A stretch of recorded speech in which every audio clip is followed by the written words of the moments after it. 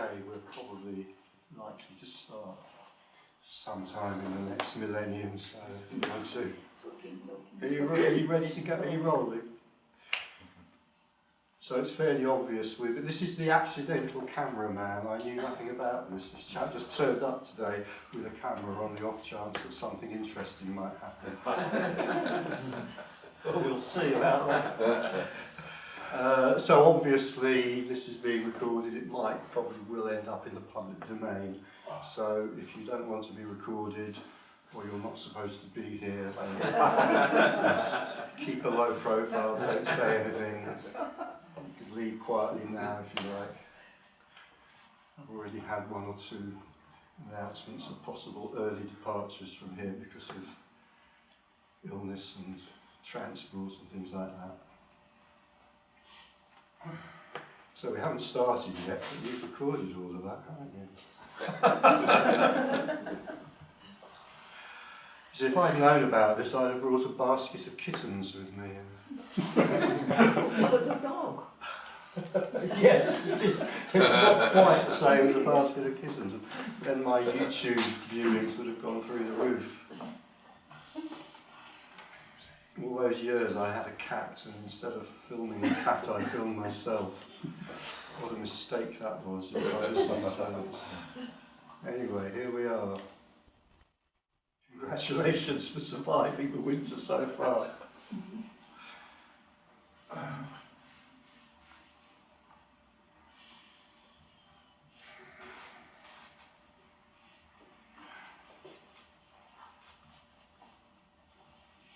So there is no self. Let's start there. Let's start with the obvious, where I often start. There is no self. That is the be-all and end-all of what this is about as far as I'm concerned. What's non-duality about? It's about seeing. It's about the possibility of the direct seeing that there is no self. So if there's no self, well, what is there? Well, there's everything that arises apart from the self. So what is there? There's everything that's arising. That's what there is. That's the entirety. What do I mean by everything that's arising? Well, whatever phenomena are happening. What's happening right now? Well, there's the sound of a voice. There's whatever is being perceived, whatever perceptions, that's all there is. Whatever perceptions are arising is all that there is. Whatever that might be, the sensation of sitting on a seat, a thought perhaps going through about something that happened apparently earlier today, the colour of many colours of a jumper perhaps. A feeling of warmth or a feeling of cold. Noticing a tree moving outside or noticing raindrops falling outside. That's what there is, but there is no self. So the difference, if you like, there is a difference. When non-duality is seen, there is a difference. Nobody can describe what that difference is. And nobody can give it any value, but there is nevertheless, just purely descriptively, a difference. And the difference is that when non-duality is seen, what's seen is that there is this, there is whatever's happening, there is whatever phenomena are arising, but there is no self for whom they are happening. There is no self for whom they are happening, and that is colossally important. Because for the one who feels that they are a separate self, or they have a separate self, we could put it either way, both of those phrases, well, neither of those phrases really work. But the one who feels that they are a self, or that they have a self, feels that everything is happening to them and for them. And some of it is happening because of them. So a lot of what we're talking about is kind of rolled up into that. You see, if I feel that I am a self, that I'm a person, then I feel that I have agency, that I can make things happen. So some of the things that are arising. See, what I'm saying is that all that's happening is things are just arising of their own accord, and that is enormously important. It might sound quite trivial, I don't know, but that's enormously important. What I'm saying is that everything is simply arising of its own accord. But for the one who thinks that they are a self or have a self, there is, for example, that feeling of causality. So some of the stuff that's arising is arising because I caused it. So some of the most potent characteristics of the one who feels that they are a separate self, the person, if you like, some of the most salient characteristics, for example, is that I have responsibility, agency. I can do things, so I have responsibility for what happens. So I can make things happen, or I can prevent things happening. I can choose certain things, and I can choose that other things are things that I don't do. So choice and responsibility are two of the most important characteristics that belong to that sense of agency, that sense that I'm a person. And most of us have this all our lives. Most of us grow up believing absolutely what everybody else believes and what our culture tells us, which is, I am you're a separate person, you have agency, and you have responsibility. You have something called a life that you live. I have something called a life that I live, and it's my responsibility how I live it. And I can live it well, and I can live it badly, I can live it wisely, I can live it unwisely. So, some more characteristics that belong to this strange entity called a person, a separate individual. Morality. Morality gets involved, because if I can make good decisions or bad decisions, or live well or live badly, then there may perhaps be some moral forces in play.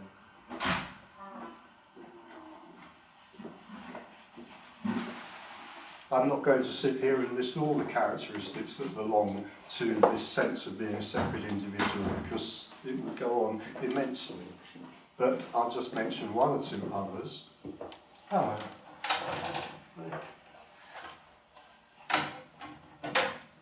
Time, past and future. A person, the one who feels himself to be separate and to have agency and responsibility, lives in something called time. We tend to take this so for granted that it's sometimes certain minds can just kind of collapse around the idea of that being challenged. So the person seems to live in something called time, right? The person seems to have started at some time in the past and be proceeding through the present to some unspecified time in the future, where depending upon what kind of life has been lived, death may be seen as coming as a welcome release or as an unwelcome enemy, whichever it may be. But I've used this metaphor quite a lot before. We could say that time is to a person what water is to a fish. Time is the stuff through which a person swims. So I've come from a past, and in that past I made all sorts of decisions, and I'm in the present, and I'm experiencing the consequences of those decisions, and I'm moving towards some unspecified future where other consequences and choices will unfold. And in a sense, all that's happening here, I'm not sure where you've come from today. I've come from Tunbridge Wells, which is about an hour and a half journey away from here, just to sit in front of this room and basically deny all that. Basically say, yes, that's how it seems to be. That's how it seems to be. But when, I'm going to use this rather dramatic phrase, when non-duality strikes, as it were, when the non-dual nature, if you like, of this is seen, then all of that collapses. All of it collapses. And it all collapses at once, and the reason it all collapses at once is because everything that I've talked about so far, and I won't, but I could spend another hour talking about the various characteristics that belong to a person, to the sense that there's a separate person.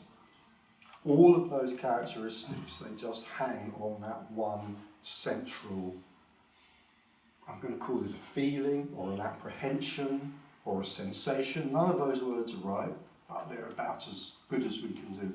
All of the characteristics that I've talked about, that I have agency, I have responsibility, I make choices, I live in time, I have a past, I'm moving towards a future. This is somehow significant and meaningful in some way to me personally. All of that hangs on this one central, I'll call it a sensation, although it isn't a sensation, this one central sensation that this is separate, that this consists of a separate self. We talk about, none of the words we use here are any good, they really aren't, but nevertheless, if we're going to talk at all, we have to use words. So we talk about non-duality. Well, non-duality is obviously opposed to, if you like, or different to duality. So duality means two things, right? So what we could say is most of us, for most of the time, simply take it for granted that we live in duality. In other words, there are two things. This is a very rough way of speaking, but it's about the best I can do. There are two things. What are those two things? Well, one of them is myself. Myself. I have a self and it belongs to me. One of them is my separate personhood. That's one thing. And the other aspect of duality is everything else. In other words, the world in which I appear to move and which I appear to be separate from. So that's the kind of, we could say, that's the common view, that's the normal view, that's the view of, by far the majority of entities, human beings, characters, people, divine puppets, whatever we want to call them, that exist apparently on the planet. There are these two things. There is a world which I'm separate from, that's one thing, and there is me, and I move around in that world, that's the second thing. And in moving around inside that world, I have to negotiate with it. And I have to negotiate particularly with those, the world is full of objects like tables and chairs and ironing boards and television sets, but I particularly, in moving around in the world, have to negotiate with those other particularly difficult objects known as other people. And that, as we all know, is where a lot of the difficulties arise, and negotiations with other people. But nevertheless, that's how things are. I have agency, I'm responsible, my life will go well or it will go badly because of all sorts of choices that I make. And what's more, to support that, we create enormous numbers of myths, enormous numbers of stories to kind of try to make sense of how things seem to be. And those myths or those stories, they consist of all the world's religions, every single one of them, many philosophies, there are many other stories. We tend to create stories to make it seem that my separate life in this stuff called the world is somehow meaningful. And even if I'm a despairing existentialist, somehow the story of existential despair somehow still gives my life meaning. For example, my sense of existential despair may make me feel noble because I managed to live my life heroically, even though I recognise that there is only the existential abyss. So even that is a kind of meaningful story. If you like, a mythology or a religion or a story, a narrative, which can give meaning to my life, and all of it, every single little tiny pebble of it collapses. It all collapses at once when it's seen that the person that all of that belongs to does not exist.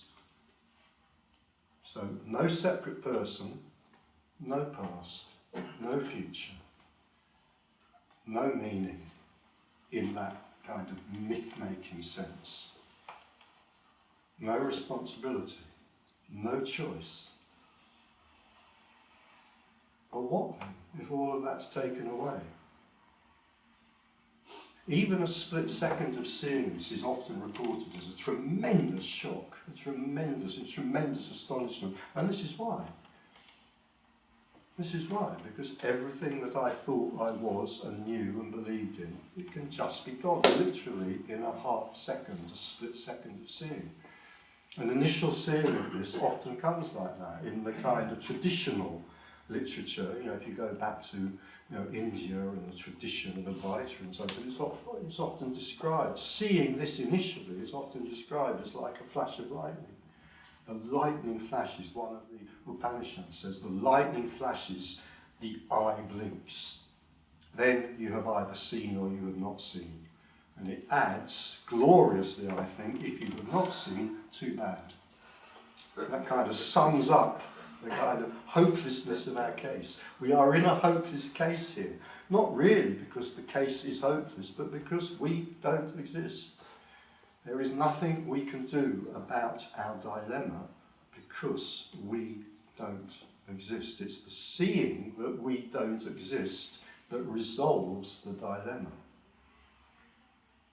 In a way, it resolves all dilemmas.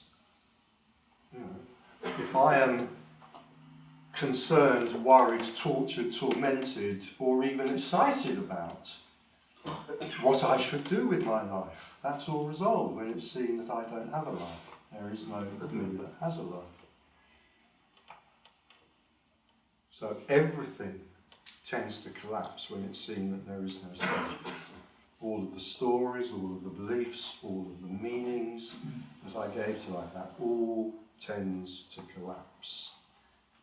And if that does sound like, well, that might plunge us into existential despair, well, I suppose it might, but it doesn't tend to. It doesn't tend to.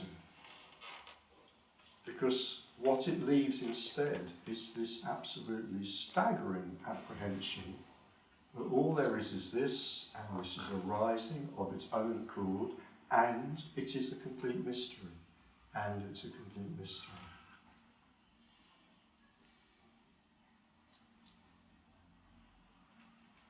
There's no necessary outcomes from what I'm talking about here. And there's nothing we can say about if this is seen, if non-duality is seen, what will life be like after that? There's really almost no generalisations we can make about that, because anything can happen, anything can arise, absolutely anything at all. But certainly something that is often reported is that whatever else happens, at least a certain relaxation is likely to arise. At least there's likely to be more relaxation when this is seen for what it is. What is it? It's nothing manifesting everything. That's what it is. And when that's seen, whatever else happens, there's likely at least to be more relaxation. There's likely to be a kind of, I'm using this kind of metaphorically, but maybe not completely metaphorically, there's likely to be a kind of, a sort of an exhaling of breath. A kind of sense of relief, a sense of expansion, when it's recognised that the burden of being a separate person is an illusory burden, let's say. It's an illusory burden. And then what happens if this is seen to be simply what it is, simply arising? Well, anything can happen, but life just then tends to be lived. It tends to become more simple. And the stories about what this is about tend to fall away, because this isn't about anything. And when I say it isn't about anything, I'm not actually going towards the pit of existential despair. I'm saying this isn't about anything because it doesn't need to be about anything. When this is seen without a person seeing it, when it's simply seen for what it is, as if you like, we could say a spontaneous arising, then it seems to be so full that it doesn't need a meaning added to it to make it work, to make it satisfactory. The reason we add meaning to this, to what's happening, is because from the point of view of the separated person, this simply doesn't seem to be satisfactory. It simply doesn't seem to be full enough. From the point of view of the dissatisfied separate person, this isn't enough. So I've got to add something more to it. The easiest thing to add to it is a story. If it's about something, it's about pleasing God, or it's about attaining the 35th level of enlightenment, or it's about saving the planet, or whatever it might be. But when this is seen for what it is, it's seen to be so full already that no meaning is needed to be added to it.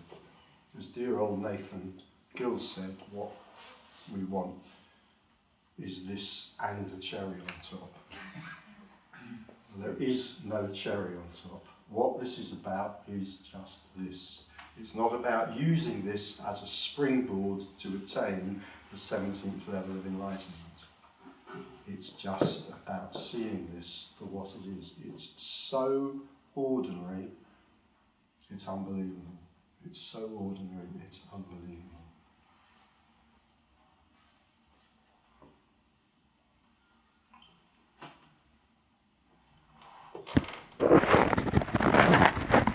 That's quite long enough. Very introductory talk. It's good to hear you talking about this again. I know you've talked about it lots of times before, and it's been interesting.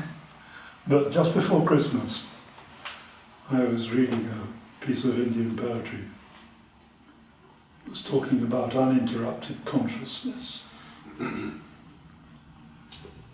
I've had flashes of insight, such as you have described, from time to time. And they've always been memorable and informative and illuminating. But clearly uninterrupted consciousness isn't flashes of illumination. And I'm suddenly aware that everything I have ever thought I was false, just as you say. And no meaning whatever, a collection of coping strategies, ideas about answering certain questions, desires and aversions, just a collection of stories, just like you say. Pretty scary. For quite a while, for a couple of days, I just didn't know where I was, who I was, what I was doing. And it dawned on me to read the rest of that verse of the poem. The uninterrupted consciousness, that is what I am. That's what it said. So it's not only shown me what I was not, telling me what I am. Such a relief. Amazing.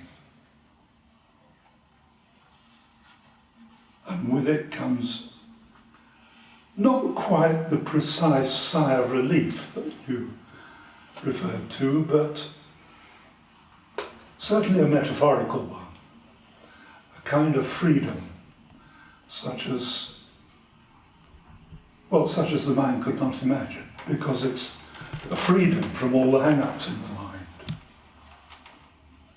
And the mind can't imagine that, doesn't know what to do with it.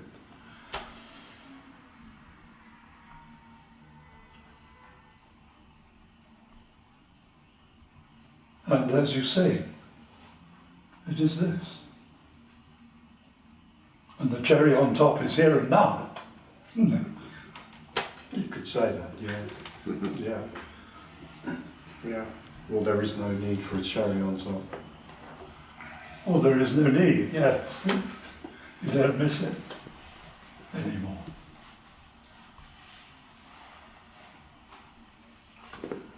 the big question comes out of it is, what is it that sees all this? Because it's not me. It's as though it was something further back. Just watching. Not anything else, not taking part, just watching. Interested, but not doing anything about it. Very strange. Well, the simplest answer to that question is it is seeing itself. But I mean, even there, we've gone into a description which is misleading.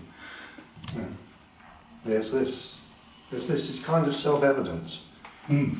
It's also very puzzling, which is why on top of that statement, there is this, has been built huge mountains of philosophy and philosophical explanations and attempts to describe this and so And on. all totally None of which matter. Well, yeah, well, they can be entertaining on a wet Sunday afternoon, so they're not useless in that sense. Or I suppose if they turn out not to be entertaining on a wet Sunday afternoon, you can burn them on your wood stove, so they could be doubly useful. But in terms of descriptions of this, it's all redundant. I mean, there's this kind, in a sense, and I know I use this phrase probably many times and probably far too often, but it is kind of, in a sense, bleeding obvious.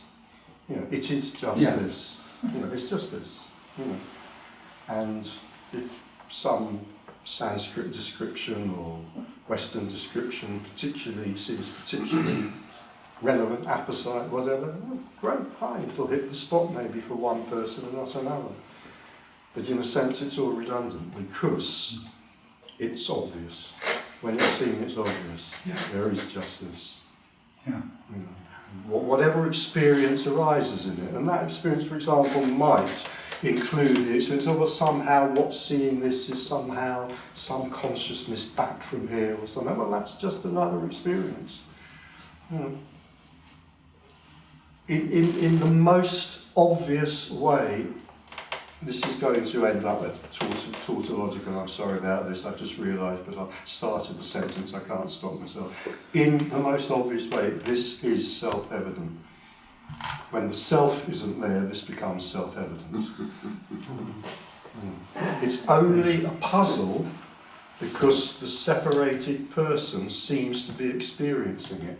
For the separated person who seems to experience this, this will always seem like a puzzle because there will always seem to be something missing. I mean, to use, you know, we could rephrase that and say there will always seem to be kind of like a hole in the fabric of reality.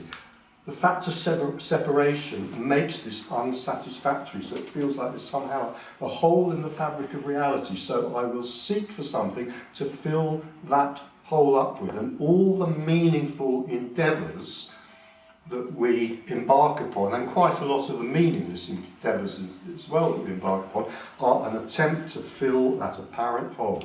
There seems to be a hole in the fabric of reality, so I fill it with the Christian God, let's say, or I fill it with theosophy, let's say, or I fill it with fast cars and fast women.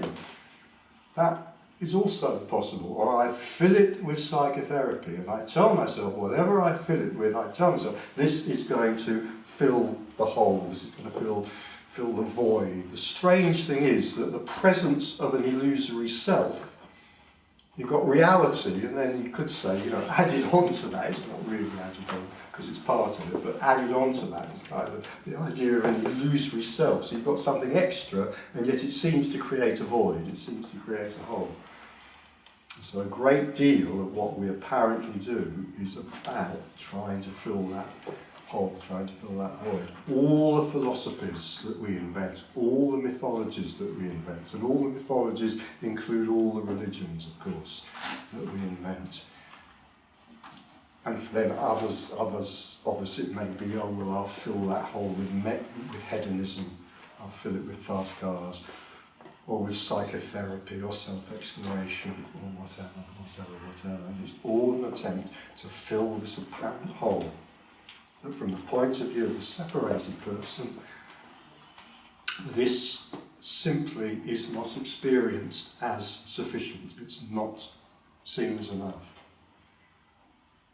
And when the person disappears, it's seen that it is enough. It's not just this is all that there is. This is the whole of existence. This is the whole of existence. Whatever arises can only arise in this. If a thought of India arises, it can only arise in this.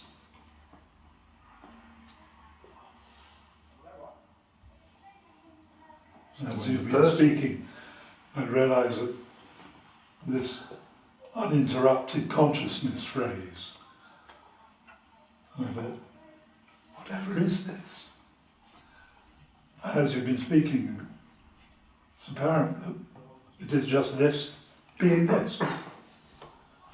It's an attempt, uninterrupted consciousness is like all similar phrases, it's an attempt to F the ineffable.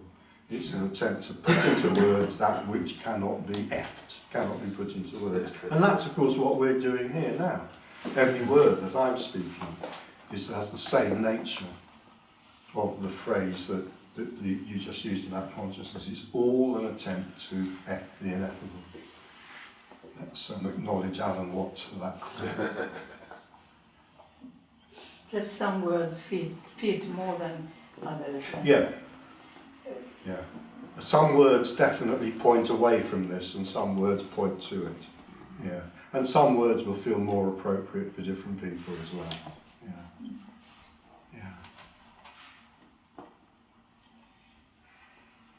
Yeah. But if we were sitting here talking about how you are all terrible sinners and how you can only be saved if you come and put your hands upon the holy book here and open your wallets and say, take all my money away. And if it was, that's definitely pointing away from us.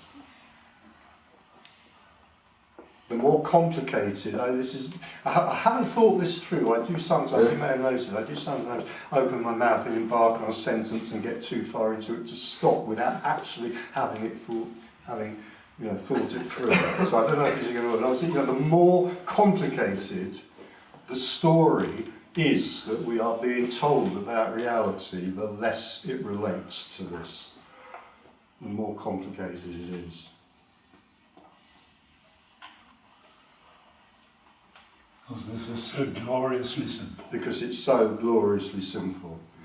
It's so gloriously simple. So I'm going to go out on a limb here, and I may very much regret saying this, particularly as we're being recorded, and I may have to bribe you to sort of not put this film on YouTube or cut this bit out or whatever. But I would suggest, for example, it's a ridiculous thing to say in a way, but I think that in a way, the description let's take two forms of Buddhism. The description that Zen gives is closer to this than the description that Tibetan Buddhism gives.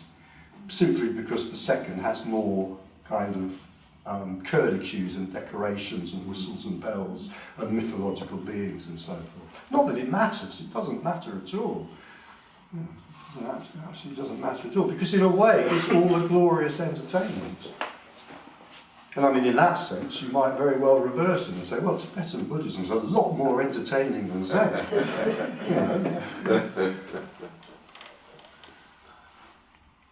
It is, isn't it? It's much more colourful. Yeah. And, bells and smells and dancing and chanting. It's lovely. Couldn't anything be any closer or further away? No. No. No, there's just this. No. This embraces everything, so how can anything be closer or further away from it? And one of the most difficult things to describe in the seeing of this, when there's, as we sometimes talk about, like an event, what becomes apparent is that space, this is really challenging, is that space is unreal. So nothing is further or closer to anything. It's just an impossibility. There's no way of explaining that. It's like when it's seen, there is no sense. This is a very, difficult word to use, and I'm going to use it very incautiously, so please don't pin my ears to the wall about it, but let's say there is awareness. I mean, there isn't something separate called awareness, but let's say there is experiences being had, there is awareness, and for the one who feels separate, it probably feels like this is my awareness, that somehow that awareness is localised somehow. I mean, not necessarily in the middle of my brain, but kind of roughly. When this is seen, it can be seen that I'm hesitating because I'm so resistant to using the word awareness or consciousness because they are misleading, but nevertheless, go with it for now. It is seen that awareness is everywhere. And because awareness is everywhere, the word everywhere loses its meaning. It no longer means anything. Because everywhere is created by the sense that I am here and you are there and the wall is there and Africa is there. So when that collapses and it's recognised that whatever word we want to use, consciousness, awareness, or simply the ability to experience, if you like, all of these words are misleading. When it's recognised that that is everywhere, then there is no everywhere. There is no space, in other words.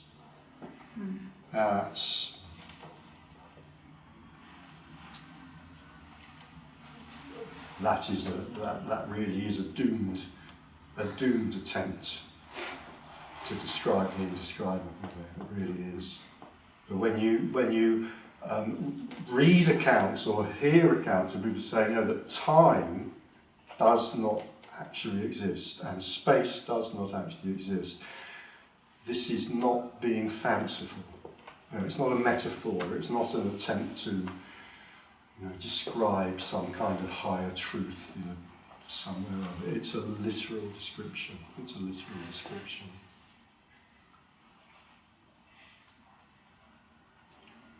This can be why, if you've read the sages, whoever the sages are, if like me you've read the sages, you may well have come across sayings and statements and so forth which are just utterly puzzling. It's like, what the hell can that mean? What does it mean? Excuse me? Before in first mountains and mountains, then mountains are no longer mountains, then mountains and mountains. And what the hell does that mean? Come on, I mean, I don't care if you're a Zen Roshi. Cut me some slack. Say something I can understand. What the hell does that mean? And then one flash of seeing, and it is seen absolutely what that means. It's seen absolutely what that means. And the puzzlement's gone. But the trouble is it's impossible to put into words. So that can't be conveyed to another person. But when that other person stops being a person, it will simply be seen. Oh, that's what that meant.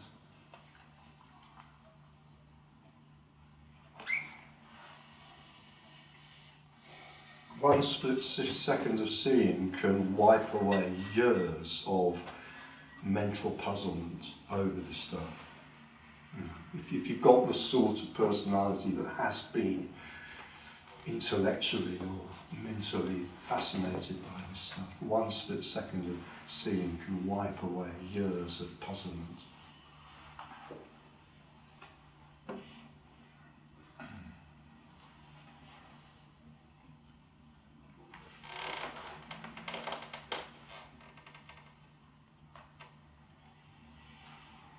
It's amazing in a way that sort of anybody, including Zen masters, that anybody talks about this, knowing that the only individuals who can understand what is being said are the individuals who don't need to hear it, because they've already disappeared. Yes? I was wondering if you can have this moment of seeing and also go back to your previous puzzlement. Can you see and then later everything goes back to what it was? Well, there's two different things there, maybe. What sometimes happens doesn't have to happen like this, is that there can be a kind of instantaneous opening to this, where a lot of what I'm talking about is recognised, but then the sense of self comes back, and it's like it's felt that something's been lost, and then there can be a period of time, could be any amount of time, and quite often what can then happen is there's a sort of, let's say a sort of final opening to this, where this is seen in its entirety. I mean, the way I put this before is that in a kind of split second of seeing, what's often seen is the absolute emptiness of everything. Total emptiness. That is empty, this is empty. And the words that and this don't mean anything anyway. So the complete emptiness of everything. The final seeing of this, we could say, consists in seeing that this is empty. It's completely empty, but it is also full. It's also completely full, and they're the same thing, they're not separate. And it's that seeing of fullness as well as of emptiness that tends to bring the final end to the seeking person. Now, what happens after that? Anything can happen after that, anything at all, except that seeking tends to end. An interest in finding out what this is about tends to end when it's realised this isn't about anything. And it doesn't need to be about anything because it is simply full in its entirety. It doesn't need any meaning added to it. But the conditioned mind can be very strong. So what I would say is, even after that, it's quite possible for the conditioned mind to come back in and then go on telling a story. Yeah. And I'd say, you you listen to various people writing, you read various people writing about this, listen to various people speaking about it, and so it's fairly obvious, it seems to me, that in some cases the mind has kind of come back in and has started to tell a story about it again. And then in other cases it's fairly obvious that that hasn't happened, that what's being communicated is just the simplicity of this.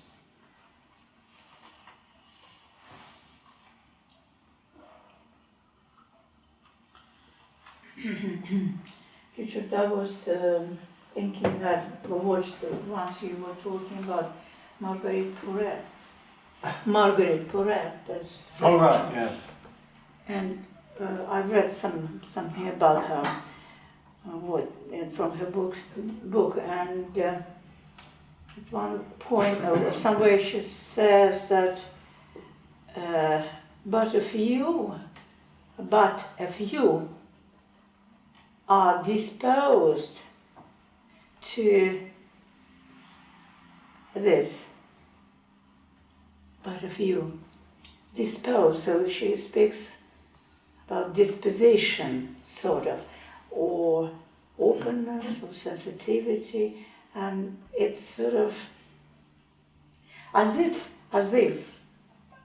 I think it's not that what she says, but it sounds as if kind of there is dependence on that disposition, whether it happens or not.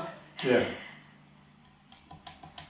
It's tempting, it's so tempting to make a story out of that. Can you say something about it, because you've thought about the words and I suppose read and Yeah. and can you say something about this disposition? Only that, it's so tempting to make a story of cause and effect about this. It's almost irresistible to make a story of cause and effect. And I mean, that's quite a simple story. Oh well, if we have the disposition, if we have a disposition to this, it's very, very simple. It's kind of also circular. I mean, what is the evidence of a disposition to opening to this? The fact that there is an opening to this. It's a bit kind of circular. Yeah, so that's what seems to be. But the mind is pretty keen on finding some book like that. Well, something I can do about this. Yeah, Come on, I can do something. Maybe what I can do is cultivate the correct disposition. Yeah. Well, she doesn't say that, but it's, Yeah.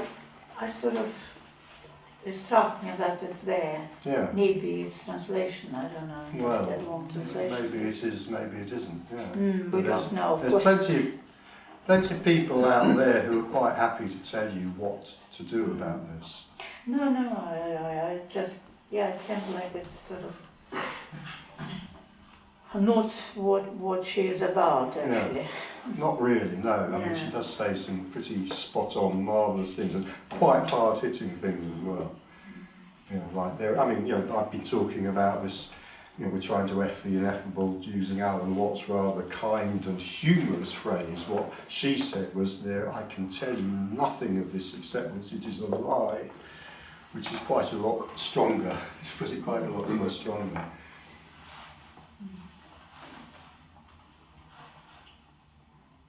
As long as the separated mind is there, it's quite likely not to be able to let go of the impulse. There's got to be a way. There's got to be something I can do. There's got to be a way. I've tried this, I've tried that, I've tried that. Yeah. I'll try this same thing now. And that's fine. It doesn't matter. It's fine. It's not like that's some kind of an impediment. It's not like it's wrong. It's not right, and it is also not wrong. It's simply what's happening. And the nature of the seeker, it doesn't have to be a spiritual seeker. We could say, well, most people are seekers in some way or other. The nature of the seeker is to seek. And there's nothing wrong with that, and there's no mistake in that. There's also nothing right with it. It's just what's happening. The seeker seeks until seeking stops. It becomes like this a car which stuck in some boggy place. That's a nice image, with the wheels spinning and shooting mud in The everybody's mind faces. is that. Yeah. The seeker. Because that's what. The seeker seeks until they stop, and the point at which they stop is when it's revealed that there is no seeker. The seeker has to believe, not necessarily coherently and mentally and so on, but the seeker has to believe that seeking will stop when they find, in other words, when they reach the goal of seeking. You see, well, there's sort of one thing that's correct in there and one error. Seeking will stop. It will stop, but seeking won't stop when what is sought is found. Seeking will stop when the seeker disappears. And there is no one left to seek, and the game is over. I was trying to construct a more elegant metaphor there involving hide and seek, but I gave up.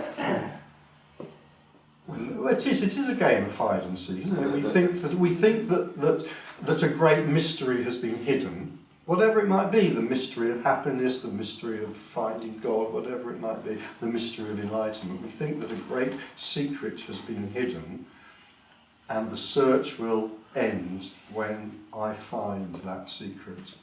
But the search ends when it's discovered that there was never anybody searching. So it does sound horribly and perhaps really horribly Zen-likely, platitudinously enigmatic. But that's all we can say. The search ends when it's realised there is no seeker. The end of the search is to realise there is no seeker.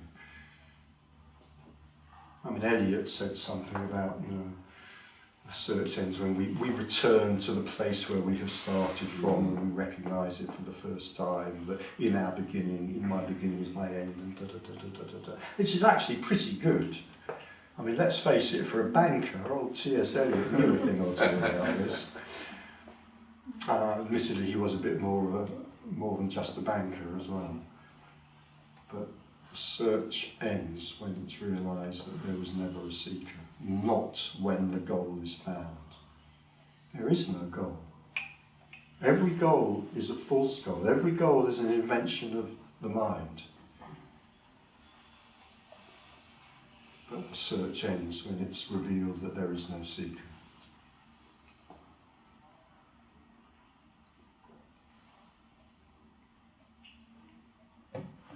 Richard, what does that idea do to personal relationships, men and women relationships? I mean, emptiness is not very sexy, is it? Yeah, but fullness is. Fullness is. Yay. Yeah.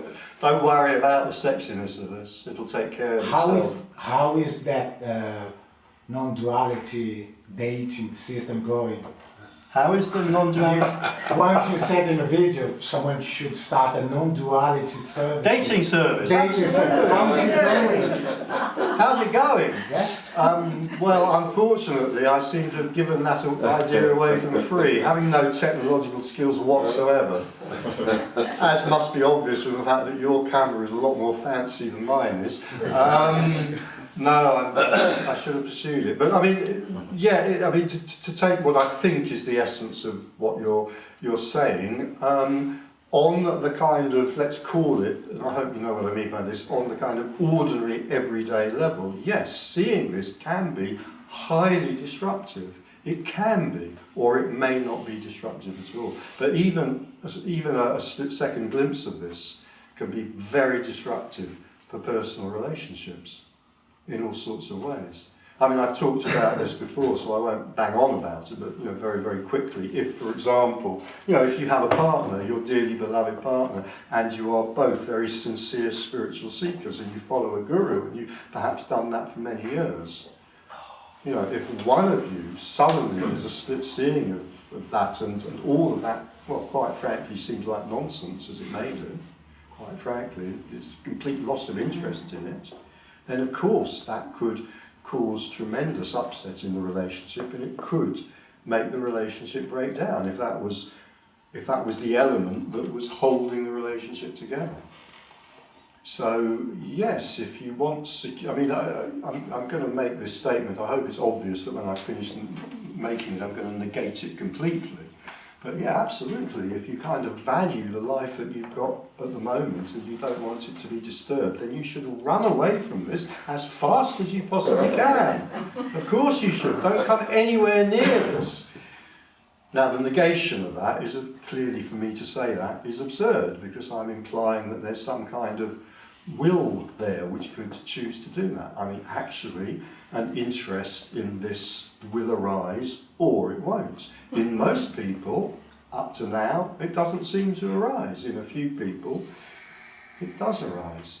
And then if an interest in this arises, it may be a kind of rather tenuous, wishy-washy interest, which will cause no disturbance whatsoever, or it may grip you like the famous tiger's mouth that Ramana Maharshi says your head may be in. Well, I'm sorry, if the tiger seizes your head in its mouth, as Ramana said, well, there's very little that you can do about it. There's nothing you can do about it. So we could say, yes, an interest in this, a fascination with this, being gripped by this can be highly disruptive. But so what? I mean, that's going to happen or it's not going to happen. So what? If you're worried about disruption, if this doesn't happen, something else might, there are other things that can disrupt your relationship. Your partner might go down to a new gym and come across a particularly tasty gym instructor. Well, that's likely to be highly disruptive as well. But essentially, yes, this can be very, very disturbing to the life that I think I'm leading, when it's revealed that I'm not leading that life because I don't exist. Very disruptive.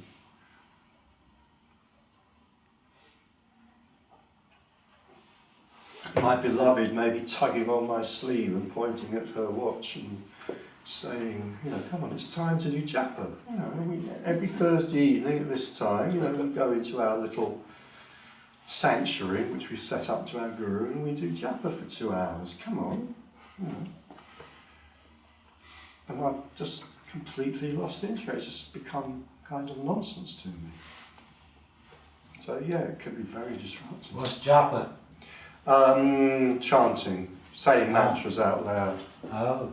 It doesn't have to be Japa. It could be anything. I thought it was something else. Dirty mind.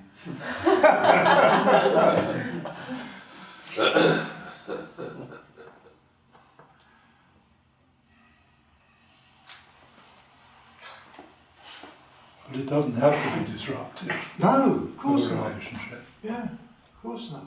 I describe these things to Mary and she to me, and Yeah, even if we hadn't had the same experience ourselves, nevertheless we understand each other. yeah. Yeah, no, absolutely. It So doesn't have to be.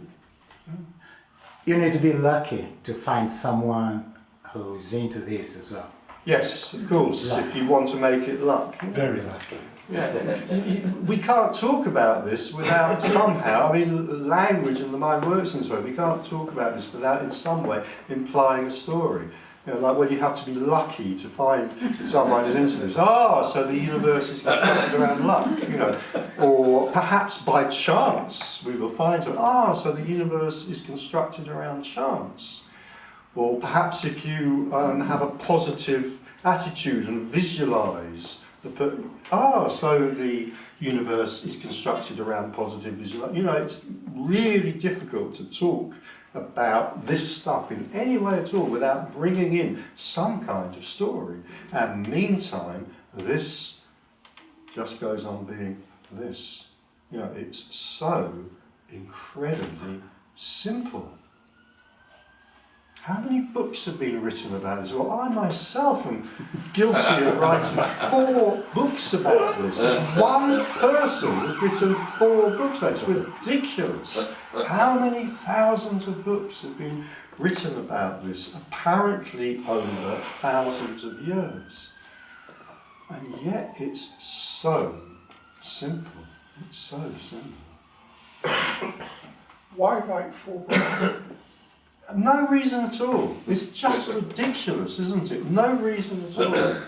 I mean, if any reason at all, in my case, because I like sitting in coffee bars and I need an excuse to do that. There's no reason. It's just like there's no reason for anything. It's so simple. Everything is just arising and falling away. And all there is this. And in this, memories of an apparent past and thoughts of an apparent future, and more dramatically, maybe feelings about an apparent past and feelings about an apparent future arise. And it's all just arising in this. It's so desperately simple.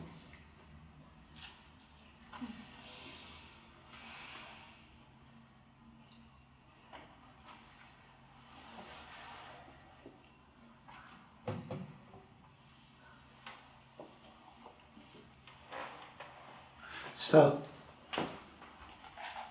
whatever is happening on the other side of the world is not real. So you're saying it's just what is in your field of view that's real, is what you're saying. Whatever you can see around you is real. Oh, there's nothing going on in Westminster now. It just happened when you look at it. What is it? I feel confused about that. It's time to repeat, you know, that the mind can never get this, but the mind will always create puzzles around that. Right? So, you know, the discussion that we can have about this, and believe me, there are many such discussions, you know, out there and so forth. The discussion that we can have about that has to be on the level of the mind. And as I've said before, whenever you get an argument, let's say, or a disputation between the mind and non-duality, the mind will always win. You know, because the mind's got all the rational arguments, and all that non-duality can do. I'm sorry, I feel a bit ridiculous personalising him like this. I also feel like I ought to have my 2 glove puppets. Here's the mind, and here's non-duality, having this argument about, you know, does Westminster actually exist? You know, okay, I have a memory that I left my house this morning and I got on a train and I came to London. You know, does my house exist because I am no longer experiencing his non-duality, saying there's just this, there's whatever arises in this. So what arises in this is a thought or a memory about my house, and here's the mind going, you're not telling me my house doesn't really exist, you're not telling me that Westminster doesn't really exist, that's ridiculous. You see, so you have an argument between rationality and non-duality, if you like. Rationality has all the arguments, and all that the poor non-duality glove puppet can do is just shrug its shoulders if it's got shoulders, which it's not likely to have if it's a sock puppet, and say, I'm sorry, that's just the way it is. It can't be explained, it can't be rationalised, but it's just the way it is. What's happening, what does existence consist of? It consists of whatever's arising. Now, it might also say, trying to get the mind or trying to get reason on its own side, I think what should we call it? Nicholas non-duality. Nicholas non-duality might say to Malcolm mind, what does it matter? Who cares? What does it matter? What does it matter? I mean, I'd take a bet that, if at some time later today you go home to your house or flat or squat or shopped away or whatever it might be, it will arise. Magically, it will manifest at exactly the appropriate time and not a minute too early or too late. In other words, you will turn the corner of your street, and just as you turn the corner of your street and the point at which your house normally, or your shop doorway, normally comes into view, it will come into view. Not 10 seconds too late. There won't be a gap there, an emptiness, there won't be the kind of cosmic void there, and then 10 seconds later, pop! And you think, oh God, one of the mechanics that's supposed to keep the universe running smoothly really popped up there. Well, the buffering symbol will come up. Yeah, the buffering symbol will come up. Nor, hopefully, will you be sort of 2 stops from your home, on the top deck of the bus, and your home suddenly pops up sort of 1.5 minutes too early. And again, you've got a very, very legitimate complaint against, you're ringing up the tech department, the IT department of the universe, and they'll say, well, have you tried switching it on? Switching it on again. I don't like talking in certitudes about anything, but I'm almost prepared to put a fiver on 100% certainty that at the appropriate time your house will pop into existence. Isn't that incredible? Isn't that amazing? So maybe there's some sort of accord there between non-duality and the mind, but it's very rare. The mind has all the arguments, but what difference does it make? Who cares? Who cares? I once sat in, long ago, sat in a meeting such as this, but being run by somebody else, and for about 20 minutes there was a discussion, firstly about whether the books on the bookshelf actually had words in them. All you could see was the back of these books. And then it went on to whether somebody who was sitting over there facing us, whether there was a back to their head. Well, who cares? I mean, we talk about a brain. Is there a brain? I mean, I can't see a brain manifesting itself physically, although it seems to be manifesting. I don't know, but my guess is if we trepanned one of you, we'd probably find a brain.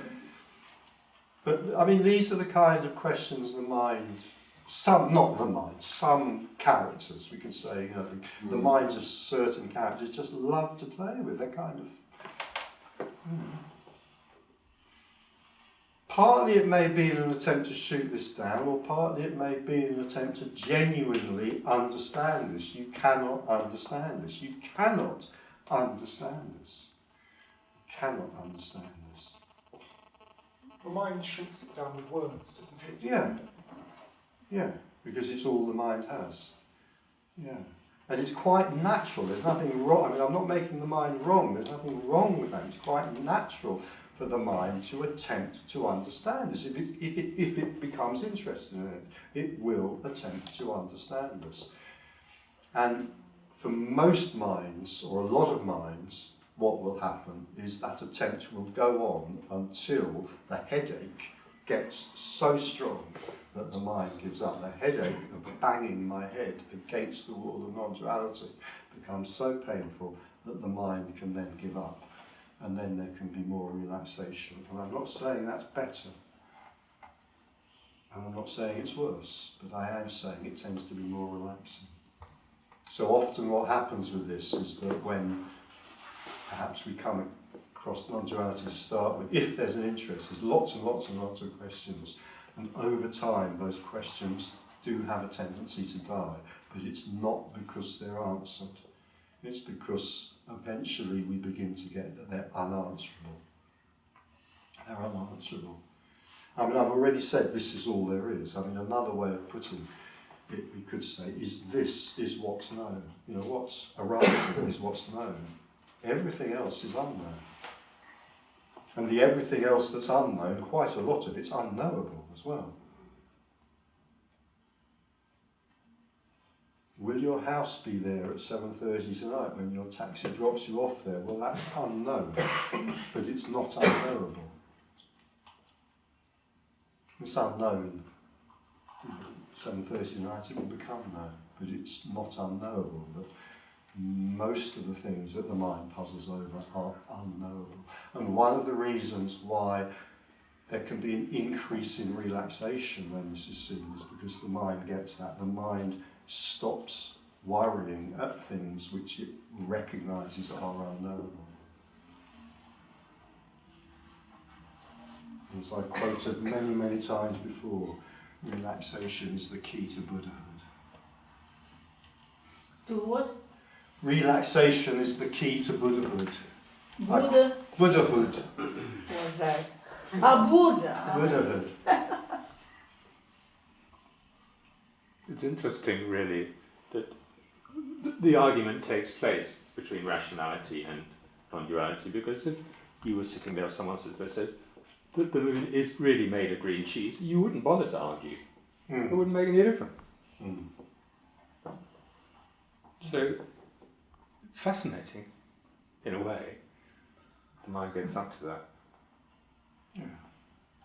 And then there are different characters, and you know, for some people this trying to clarify things with the mind is desperately important. For another character it doesn't matter at all. Yeah.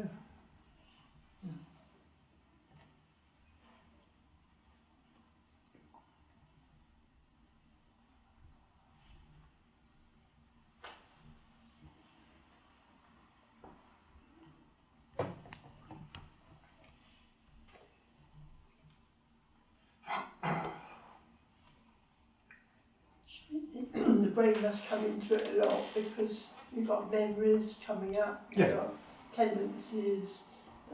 I've got a friend who's really, really intellectual, and his browns are brain going all the time with this, you know, writing all this stuff out about non-duality. Somebody else hasn't got it. So it's, you know, I think the brain has a lot to answer for. Yeah, well, gosh, yes. I mean, yeah, absolutely. In terms of our kind of manifested self, you might say, well, you know, the brain's here. I mean, I've been using this word mind a lot this afternoon without having used once my usual caveat or warning about that, which of course, you know, there isn't actually a mind. I've been using that word for convenience. We assume there is some kind of entity called the mind. Of course there isn't, but there is a brain. And as you say, the brain has a great deal to answer for. Because basically you can say, well, there is a conditioned brain. If you want to say there is a conditioned mind, say that instead. But yeah, of course. What this does is enormously influenced by that. Yeah. You can't go back to when you're first born and you're sort of just aware, aren't you? And you're not thinking about things. Yeah. Yeah, you could say we're all born into oneness, but we don't know it. You know, what this is, I mean, going back to that, you know, possibly the most enlightened banker there's ever been, T.S. Eliot. You know, I don't know many bankers, but he may have been the most enlightened banker we've ever known, T.S. Eliot. You know, it's going back to that. I'm really hesitating because I have a conditioned mind, and the natural word for me to use there, I've just realised, is innocence. But that's such a loaded word, I don't want to use it. But nevertheless, let's stick with that. Going back to that kind of, to that innocence and recognising it now. So you could say, I mean, I don't often use. No, I'm not even going to use it here. So you could say, well, I'm hesitating because of language. There is only liberation. When we're born, the phrase I'm resisting saying is when we're born, we are liberated. But let's use it just for conversation's sake. So you could say, when we are born, there is only liberation, or we are all liberated, but it is not recognised. The apparent journey of which the poetical banker is writing is a journey, an apparent journey, it's only an apparent journey, to come back to that initial state, but now with recognition. So there is, if you like, unrecognised liberation in the newborn baby. And then there is the possibility of returning to that, but recognising it. Yeah. I mean, we've got a new great niece, she's only about 6 weeks old, and So she's still in Buddhahood? Yeah. So she's more like an animal, really. Yeah, of course, yeah, a Buddha animal. Eats and goes to the loo and... Yeah. Yeah. Yeah. I'd say when my first child was born, the most obvious thing in those first few seconds was obvious Buddhahood. That's completely bloody obvious. And then they go to sleep for about a month, 2 months, 3 months, and then they've forgotten it. They've forgotten that they're Buddhas. So I'm being a little bit fanciful here, but not terribly fanciful. Yeah.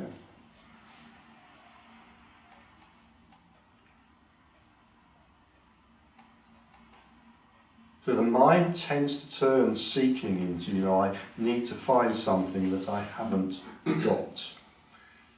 It's more like getting back to something that I once knew, but it's not really even that. It's actually recognising that there wasn't anybody who was doing either of those things.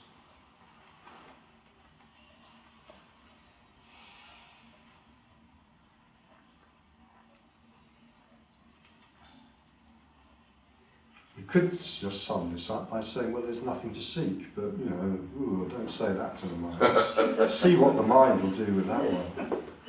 What do you mean there's nothing to seek?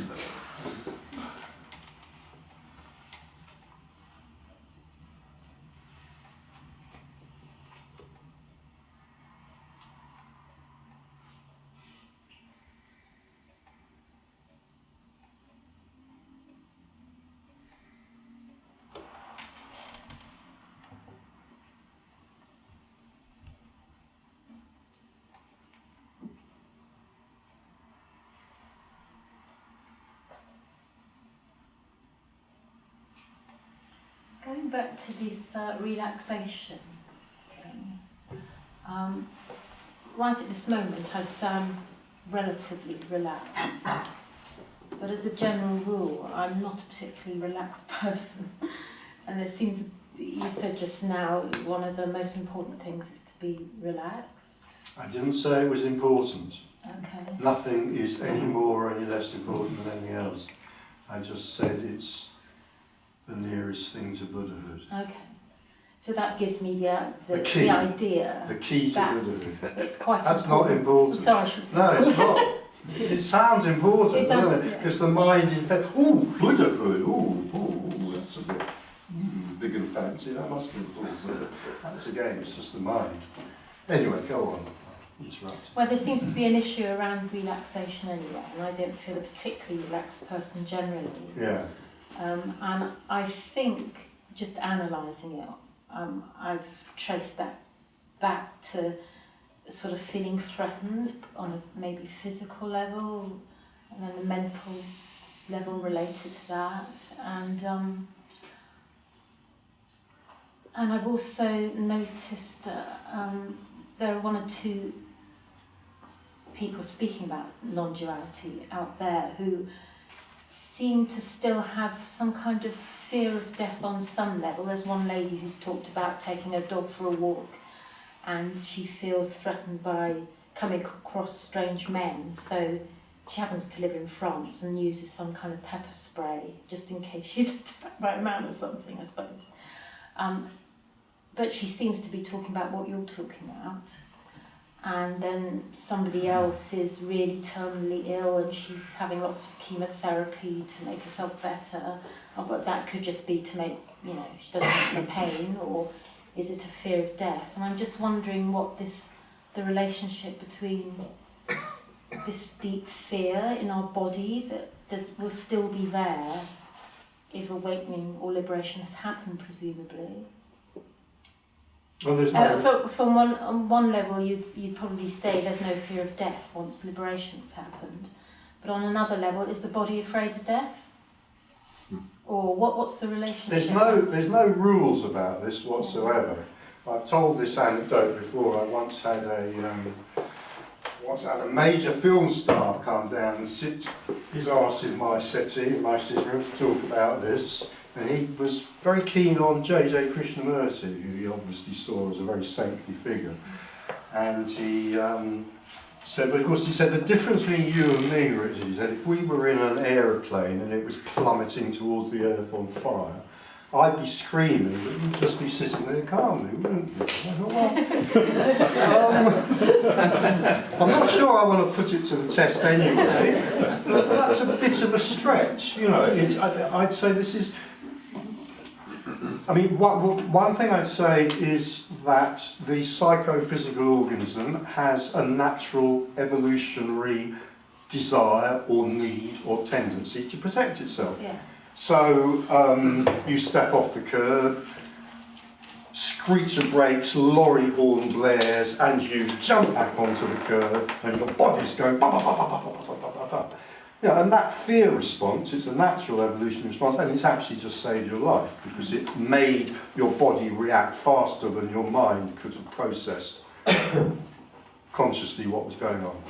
So there's nothing about what I'm saying in here that makes anything bad or wrong, including fear, and including fear of death. Who knows? All sorts of speculations might arise.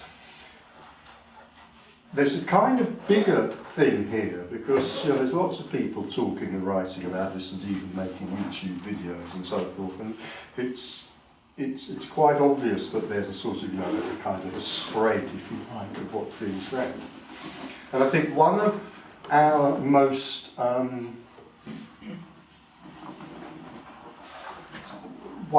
common characteristics is that we want to project onto somebody else all sorts of wonderful qualities which we feel are lacking in ourselves, let's say. So we want to believe that there is a kind of a blessed state. Let us call it the state of the enlightened person. Now, there is absolutely no such thing as an enlightened person, but nevertheless there are many stories that there are such wondrous beings. So there is this wonderful enlightened being, and of course they live in this state in which no possible negativity could arise, including fear of death, or fear of aeroplanes even, or anger, or sadness, or something like this, and perhaps they live in a state of constant bliss. So there's sort of a fair few people out there publicising themselves who kind of play up to that quite heavily. Well, project a public persona that is exactly, the kind of state that they live in, and then something in us that wants to believe that. We sort of project our desires onto that. And all I'm saying here is very, very tentatively, very modestly, very gently and very quietly that is a heap of crap. The idea that there is this kind of perfected, Now, if you pay attention, perhaps sometimes to the quieter voices in the traditional literature about this, you come across some wonderful sayings about that. There's one anecdote in Zen which has a monk saying, "Now I'm enlightened, I'm just as miserable as ever." I love that. I love it. Because, you know, if that's really heard, it sweeps away so many misconceptions. There's a Korean Zen master, I can't remember his title or name, and he said, no one knows sorrow as deeply as a Zen master. Now, he might just as well have said anger. Why not? You know. There are all kinds of, if we listen attentively, there are all kind of, so this isn't about some kind of perfected state in which only bliss can arise. I don't think I'm exactly saying that. No, I might be. Entirely misunderstood well, you. No, I might. 2 minutes to tea time, but come on. I would imagine that seeing, for example, that everything is, I can't remember exactly how you put it, arising and dying every moment, that's one way of saying it's it, a way. would have some kind of effect on the physical organism, which would make it less, it would have the initial, like if you walk in front of a bus, I can understand it would react in that way, but actually sort of planning, sometimes people seem to plan, you might plan to avoid death because of the fear still being there. For example, with that lady with the pepper spray, that seems a planned thing, which is slightly different to walking in front of a bus. We should go into this more, unless you're leaving in the tea break, we should go into this more actually after the tea break, because you're raising some very interesting things there which take longer than the couple of minutes or so that we have left at the moment. But what I would say about death, firstly, two different things, right? There's dying and there's death. They're completely different things, right?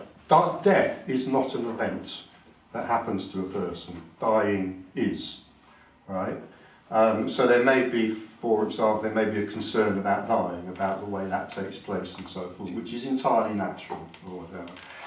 What I would say about death for the moment, and come back to me either now or after tea if you want to, about this, is that what seems to often transform in the attitude to death, it's not about fear, it's about an interest in it. So there can be for the person, quite obviously, and virtually all of the world's religions, and many of its myths are based on this, probably, like, let's say 90% of the world's myths are based on this, an absolute fascination with what happens in death, or what happens after death, if you like.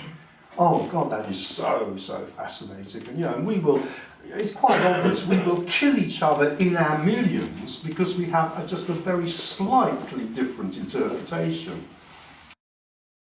Or dying, or whatever. It seems to me entirely natural that, this woman, whoever she is, if she's worried, if there's been attacks and something like that, she's worried, why not carry a pepper spray with you to ward off objectionable men? Why not? That's just a kind of evolutionary characteristic that we want to protect the body-mind organism. We don't even have to say we want to do it, it's simply natural that we do that. Is that okay for now? Yeah. Come back to it after tea if you want to. Yeah? Okay, so it's tea time.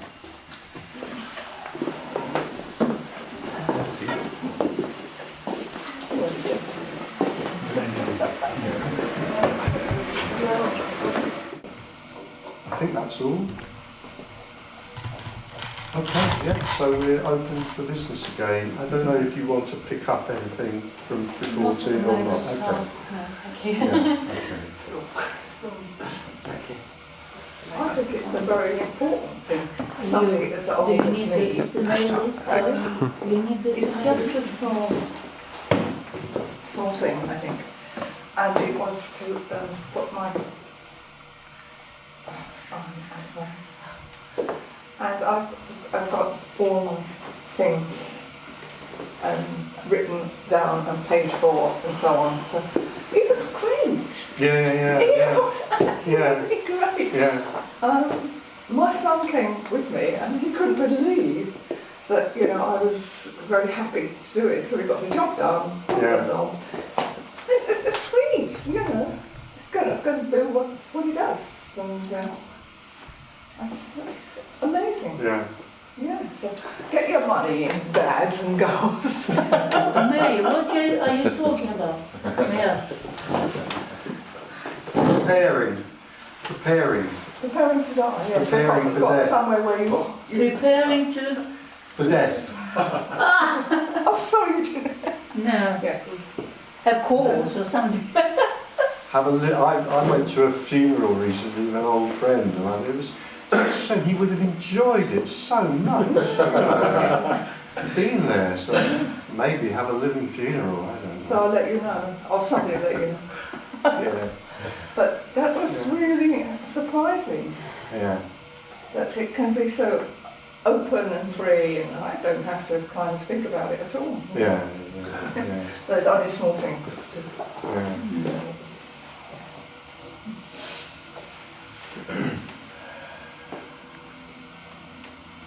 Could we switch the thanks. Yeah, it's making hissing noises to itself. Thanks.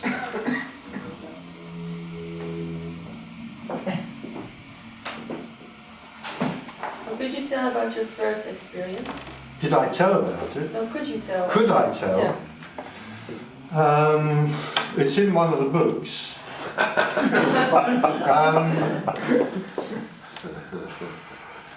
I mean, there's no rules. I don't know how many times I've said that this afternoon. There really are no rules about, and I want about what happens, because it's really about something that actually doesn't happen. But quite often what can happen, and it's written about in the kind of literature in the tradition as well sometimes, is that quite often there can be just a flash, literally maybe a split second, a very brief flash of seeing. And what's seen in that is the complete emptiness of everything. These are ill-chosen words because we're talking about non-duality. I could say non-duality, guess what, has two aspects, because everything has two aspects of the mind. There's kind of emptiness and there's fullness. It doesn't really have two aspects because the emptiness and the fullness seem to be the same thing. But nevertheless, having said that, it is possible, and it's reasonably common, for there to be an initial opening to this in which only the emptiness of this is seen. And when I say the emptiness of this, I mean everything, including the two elements that there seem to be, but aren't really, and that is the self. So the self is seen to be completely empty and non-existent, but also the world, which seems to be outside the self, can also be seen as completely empty. There's no way to describe this. I think the nearest metaphor that anybody's got to it is maybe it's kind of like a hologram, but it isn't. I mean, it's just that might be the closest metaphor. It's literally indescribable. So at the same time, it's seen that this is empty and that that's empty, and because they're both empty, there's not two things. Because this is emptiness and that is emptiness, it's the same emptiness. That could literally come and go within a second, after which the person, in other words, the one who feels himself to be separate with will and responsibility and all of those things, tends to come back, but they might come back in a very confused state. And after that, well, anything can happen, but what quite often happens is that, particularly if there was the mind of a seeker engaged, what often happens is that all sorts of things which seem to be impenetrable puzzles before that event suddenly make sense. Because everything that had been heard about this before that event was heard from the perspective of a separate person, and it could only be interpreted in that light. Just a split second of seeing, which reveals the reality that there is no separate person, can then make a lot of what's said by mystics and teachers and Zen masters and gurus and so on much more understandable. I'm asking you how did it happen for you, and I did read your book. I remember that you had an LSD trip where you saw the oneness, No. No. It wasn't you? I hadn't. I've certainly had some LSD long ago, but I've never described. In fact, I would say the opposite. That there's something about seeing this that really drives home that what is revealed, whatever it is, in LSD trips, is not what we're talking about here. You see, so what I would have said about, say, the most extreme LSD trip I ever had is that extraordinary things happened, of course, but they all happened to me. That's the point. And this is seeing that nothing is happening to me because there is no me.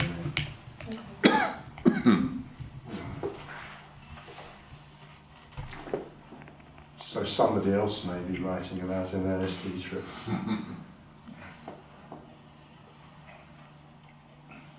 I'm writing a new book at the moment, and there is quite a long LSD trip in it, but I haven't written about that before.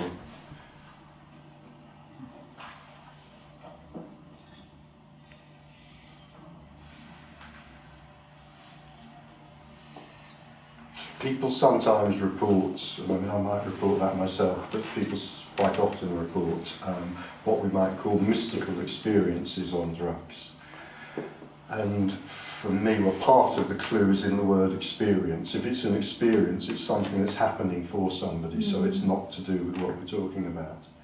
And it always seemed to me, I've got a history of meditation, drug taking, etc., etc. It always seemed to me that whatever happened in meditation or in drug taking, extraordinary things obviously can and do happen, but it seems to me that they're always happening for a person, even though that person may, in meditation, be very translucent. They may be very evanescent. They may almost not be there at all, but there is a chasm between almost not there at all and not there at all.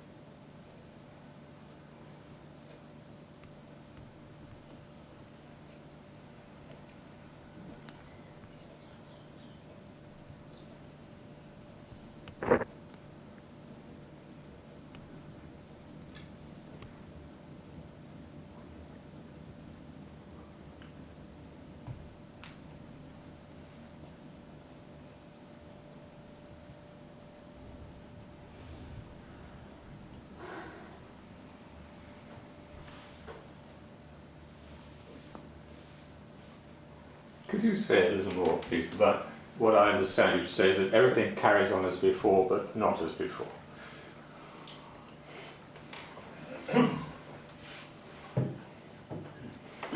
But it makes me think of that Zen saying, first mountains are mountains, then mountains are no longer mountains, then mountains are mountains again. So, again, with the caveat that there are absolutely no rules. What quite often happens is, so we're going along life, we may be seeking, we may not, but life is kind of as it seems, it's normal. So mountains are mountains, they're just mountains. If there's an awakening to this, an opening to this, then everything can for a while seem absolutely extraordinary. So mountains are no longer mountains. It's impossible to say what they are. We could say they are holograms of mountains, if we like. That's a little bit fanciful, but but it's like everything is revealed as stunningly different from what it was thought to be, because empty and yet full, and that's indescribable. So first mountains are simply mountains, then mountains are no longer mountains. But of course then we could say, I'll use this phrase, it's not quite right, we could say that then the new reality becomes the normal reality. So then mountains are mountains again. Does that go anywhere at all too? Yes, but presumably, one of the nice things one of the nice things about this is when it's said, this is indescribable and none of the words work. Well, that is a wonderful idea. I mean, it's encouraging in a way. So the mountains that are mountains again, somehow there must be, all right, you'd be talking about mountains, what about feelings, all the sort of things that goes on within psychodynamic personality, all these sorts of things. There are tendencies for things to change, although it may not happen. Something about what we were talking about before tea reminded me of this, sort of relevant to what you were raising, that there is a tendency for everything simply to be more immediate and to be less filtered through the stories of the mind, let's say. And that, I think one of the ways that can be, or maybe most noticeable, is the way feelings are experienced. So I would say for, let's say for the ordinary person, I mean, I'd use this model. If it doesn't work for you, it doesn't, ignore it, but it works for some people. You know, you say there are kind of certain feelings that are kind of completely natural for any psychophysical organism to experience, and those feelings roughly would be fear, anger, sorrow, love, joy. You know, in some models, those are called natural feelings. I mean, that's what I tend to call them. And then there are lots of other feelings which are sometimes called neurotic feelings, which are kind of sort of twisted versions of those natural feelings that the mind story has got involved with and kind of corrupted into something else. And that would include, for example, irritation, annoyance, guilt, nostalgia, you know, things like that. I mean, a lot of psychotherapy is around dealing with what we might call these kind of twisted feelings, which are sometimes called pseudo feelings. So you have natural feelings and pseudo feelings. The pseudo feelings tend to be neurotic, so they also tend to go with a very obsessive or a somewhat obsessive story in the head as well. I mean, like a flash of anger is just a flash of anger. Flash of anger comes up and it's kind of gone, as it were. But irritation or annoyance can go on and on and on for a very long time, and there will tend to be an irritable story or an annoyance story in the head about it. Or whatever. What tends to happen is that, I mean, again, as I've said often before, we have to remember we're talking about let's call it an energy shift here. I mean, that's not quite right, but it will have to do. We're not talking about a change in thinking, a change in ideas, something like that. We're talking about a kind of an energy shift. We could call it a shift out of contraction into expansion. And in that energy shift, it is quite likely that some, or a lot of, or perhaps in some cases it's even possible all, neurotic energy is expelled, disappears, or whatever. And because of that, what happens afterwards tends to be more immediate, particularly where feelings are concerned. So it's less likely that neurotic feelings will come up, and more likely that feelings will be natural and raw and quite possibly stronger, but will more readily leave the system, as it were. So instead of maybe 3 weeks of irritation, there might be 5 minutes of anger, let's say. So it won't fest. It won't be festing. So it's less likely that I'll be festering with my feelings. It's less likely. Again, there's no rules, but that's less likely. Yeah. That's good. So, and in a way, you could say, okay, feelings act as a sort of paradigm there. That you could say everything is more immediate. Tony likes to tell this story of somebody, there was a seeing and somebody phoned him up and said, Tony, it's amazing, I've been sitting in the garden for half an hour watching an ant crawl over a twig. An ant crawling over a twig is absolutely fascinating. What makes it non-fascinating is the mind coming in and about other stuff, or this is boring or whatever. the reason, you could say, the reason that ant crawling over a twig is fascinating is because it's experienced more immediately when there's nobody experiencing it. You see, as long as there's the intermediary of a person experiencing it, that person, they've got all their thoughts, their neurosis, their emotions, their past, their future, all of this coming in and interfering with the experience of the ant crawling over a tree. Take all that away, you've just got the experience. I mean, going back to drugs, I mean, that's sometimes why in drug trips there can be such immediacy of experience, because a lot of the chatter of the mind and the other person's stuff is kind of taken out of the equation for a while. So everything tends to be more immediate. That can be what the mind interprets as the good and the bad. So if we think of anger as being an uncomfortable feeling, well, anger might get stronger. So might joy. So all the functioning is complete and natural. More natural. And more healthy. And healthy. But yeah. all that... Well, and healthier unless you prefer to be irritated for a month instead of angry for 5 minutes. In which case, yeah, yes. Okay. Yeah. To use a common phrase, you could say everything's that much more in your face. And I'd also say, I mean, I'm not going to go out on a limb and say this could never happen, but I'd say it's quite common that there are certain kinds of neurotic or pseudo feelings which are very unlikely to arise once this has been seen. And it seems to me there are at least 3 of those. Boredom is unlikely to arise. Nostalgia is unlikely to arise, and depression is unlikely to arise. I'm not sure I can think of anything else I'd say that about, that they're unlikely to arise.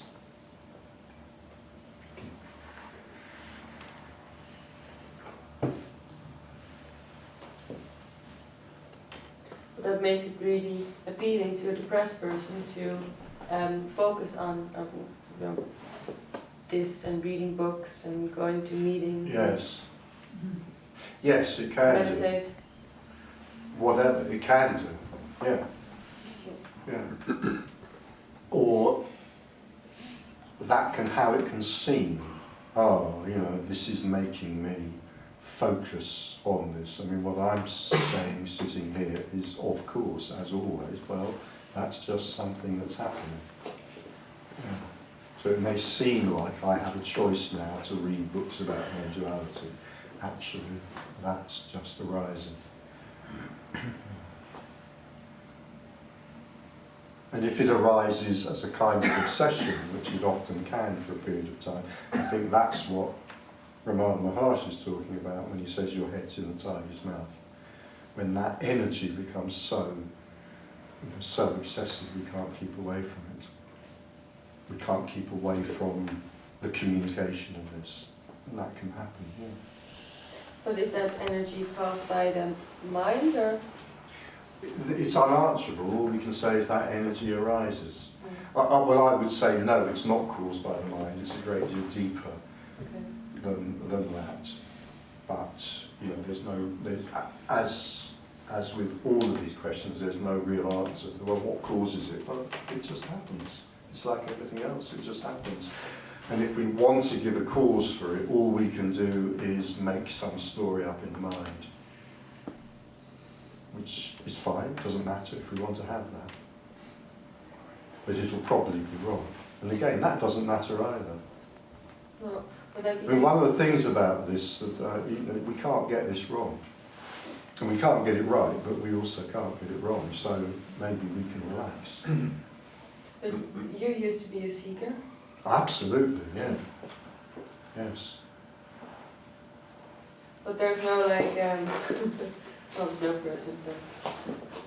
It makes it difficult to phrase a question, because I'm thinking of a question and then the next thing is yes, but I probably know what you're going to say, so it's not kind of useless to ask questions. Well, it saves us all a lot. It saves you and me a lot of trouble. Then. Yeah. You don't have to ask the question. I don't have to answer it. Next.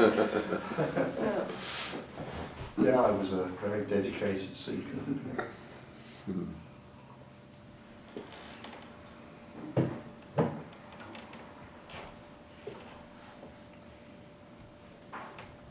That's what the new book is mostly about.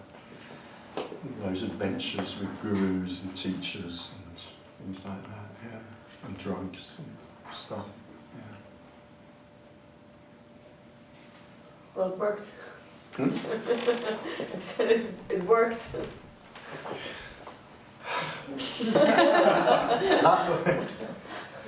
That's what the mind would like to think. It's unanswerable again, who knows? This is uncaused. We're talking about something which is uncaused. I mean, that is such an insight to the mind. Yeah, the mind deals in cause and effect.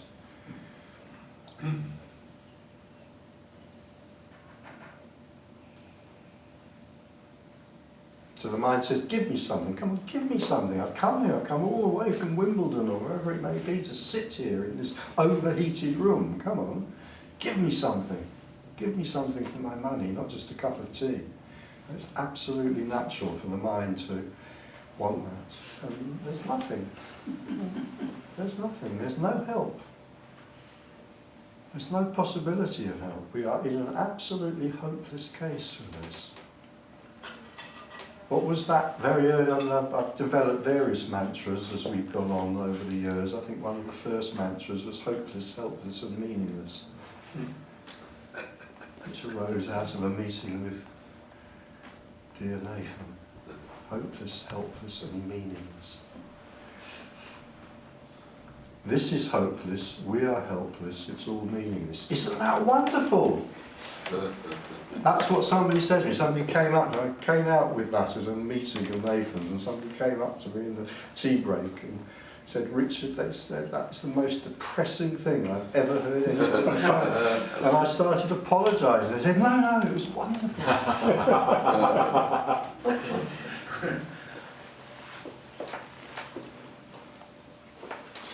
You see, if the mind really gets that this is hopeless, we are helpless, it is meaningless. If it really gets that, then it's just possible it might start to relax. This isn't a method, by the way. It's possible.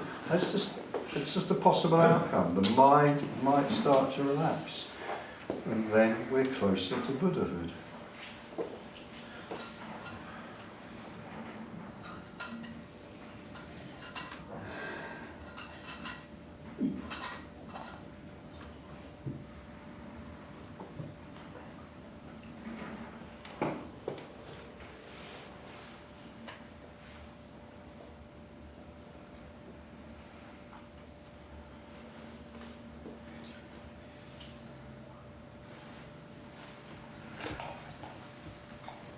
Well, my 9-year-old son, every time I tell him, my 9-year-old son, sorry, every time I tell him now to do anything, he just starts telling me, no, Daddy, this is just what it is. I'm just happening, you are happening. And I go, oh yeah, you're right. You should monitor his YouTube watching more carefully. He only watches Glee, he doesn't watch you. Well, he hears me watching your videos and then he goes, no. That wasn't a question, it was just a fart, mental fart.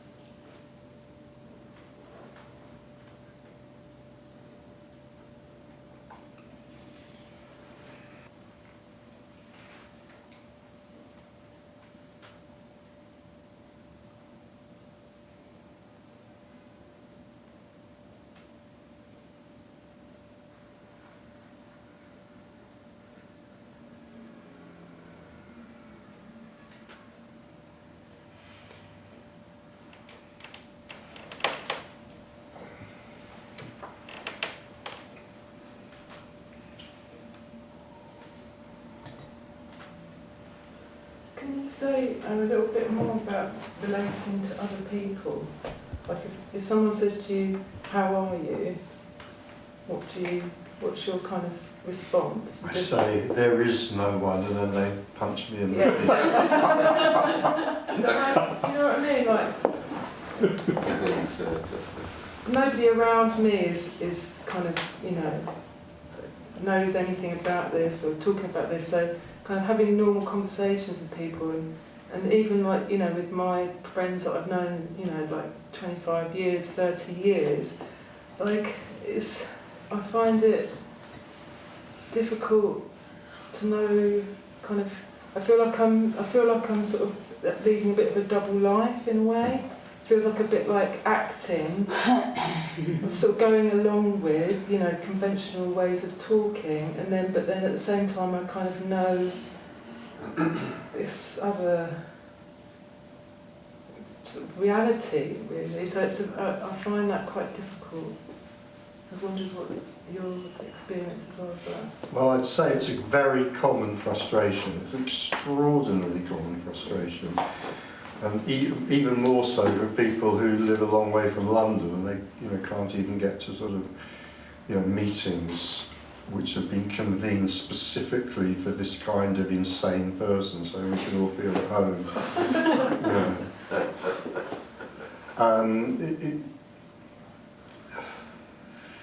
I mean, it's got various different sort of levels to it. I mean, one thing is that if you shared with friends a kind of joint liking for a spiritual path, for example, it can be particularly difficult. And people can lose relationships. I mean, I know people who've been asked to leave their meditation groups and things like that, because quite understandably in a way, if they sort of start giving voice to certain things. Other people seem to go through a period where there's a sort of like an inner pressure to talk about this to people, and then a sort of feeling of dismay, or worse than dismay, when they discover that it's often not well received. I don't know what else I can say. I mean, I'd say, sort of, generally speaking, it's just probably best not to talk about this to people who aren't on this wavelength. Yeah. So do you go on acting, Go on acting. Yeah. I mean, obviously, if it's a very close relationship, that can be difficult. But it's just normal social. I mean, I do all sorts of things socially that I wouldn't dream of talking about this to the people I do with, not unless they raised it in an interested way. I tend not to, but then I guess I'm left with a sort of kind of double lifeness, if you know, kind of a double way of being, I guess. There's something else I was going to say then.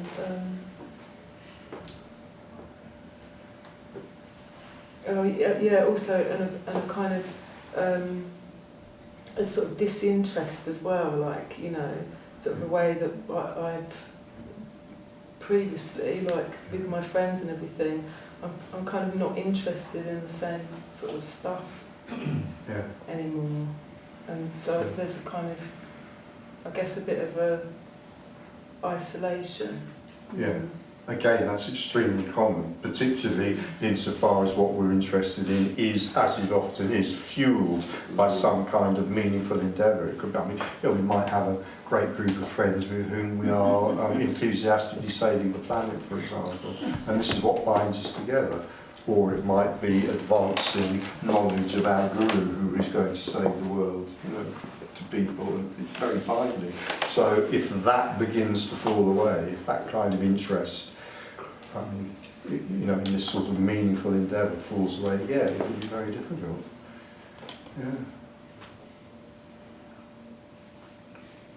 Maybe you could just develop a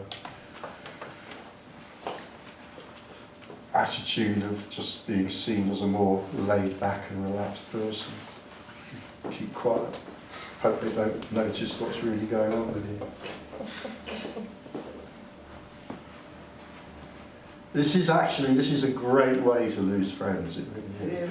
It's also quite a good way to make friends as well. Different friends. one thing you do tend to see more of is people's little dramas and games. Yeah. They become much more obvious Yeah. as you start to become interested in this, I find. Yeah. Even your own dramas and games, you see them, right? Absolutely. Yeah. You just think, Yeah. you start laughing at yourself in a way. Yeah. Yeah. Richard, is it possible to have a window open or something? Yeah. See my plot to one or two. Let's try two and see what happens.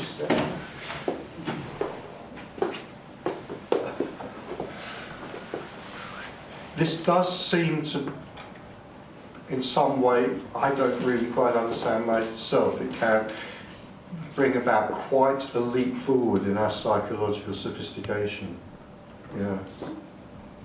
In our psychological sophistication or understanding of like what goes on between people, what goes on between me and other people, it can seem to do that in a way that could cut through quite a few years of doing courses and trainings and reading books about it. Yeah, because it's like things that just sort of seen more clearly. It's like people's acts and roles become more apparent. Yeah. I find you can still be helpless because I've been moving house and you do get caught up in the whole emotional bit and the despair of it. And even though I know about this, you just get caught up in the whole emotional bit. Yeah. It's difficult sometimes. Knowing about this Yeah. isn't really. Okay, Yeah. yeah. It's, yeah, exactly. Yeah. Yeah. Yeah.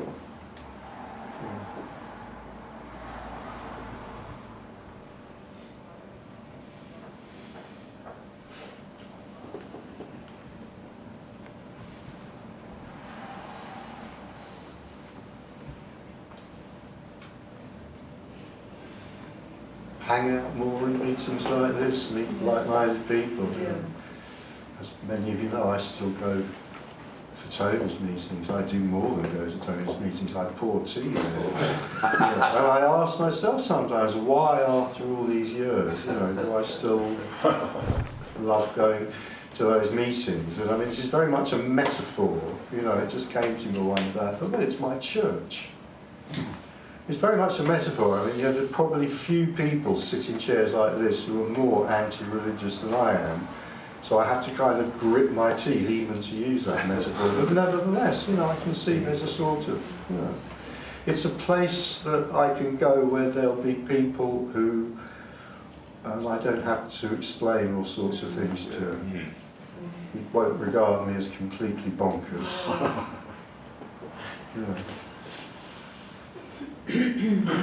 At the same Get time, new friends.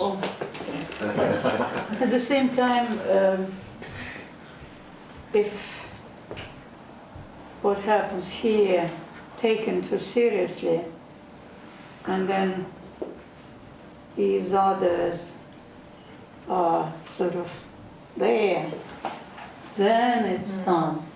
But then what is happening here is still play, it's still the same kind of play, because others, they play different games. It's all this and that and this and that, and it is very, at least, relaxing that they are there, but I'm not too far away. I mean, it's all play of being. Yeah. Equalizing. The play there is likely to become less neurotic as this seeps deep, deep, deep into your soul. A soul that you do not possess. Yeah, but is this, I haven't done it myself anyway, so they are still neurotic, but they can become neurotic, and it's all no big difference, because it can be done by any efforts or anything. So in that sense, it's very equalizing, and it's not to take too seriously what is happening here. Oh, I'm this and that. Then it becomes a huge distance between others and yourself. And it's just the road of nowhere. How what is happening here is like the road in the way. It just doesn't. It's, Taking things too seriously is antithetical to relaxation, anyway. yeah, because it's not. I think we should make more of a thing about relaxation. I think we should start a school and have mantras and slogans for relaxation. And particularly we should have a system of punishments for those who do not relax sufficiently. We should have a way of beating ourselves up when we are not sufficiently relaxed because we're failing. All of that good stuff. I think we need to purify ourselves before we try to do that. Of course. Of course. Holy water will be on sale, believe me, at £25 a bottle. Blessed by no thing. Blessed by no thing. Yeah. You're really missing an opportunity here. I know.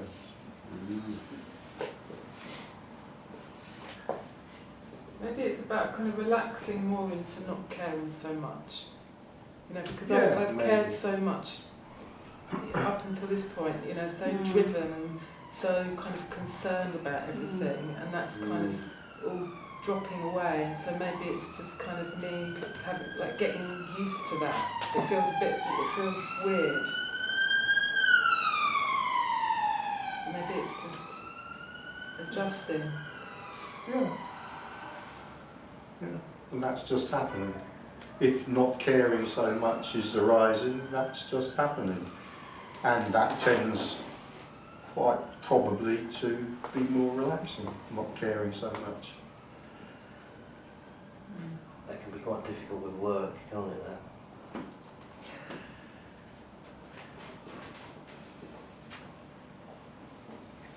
Doesn't mean you can't be conscientious. Conscientiously relaxed.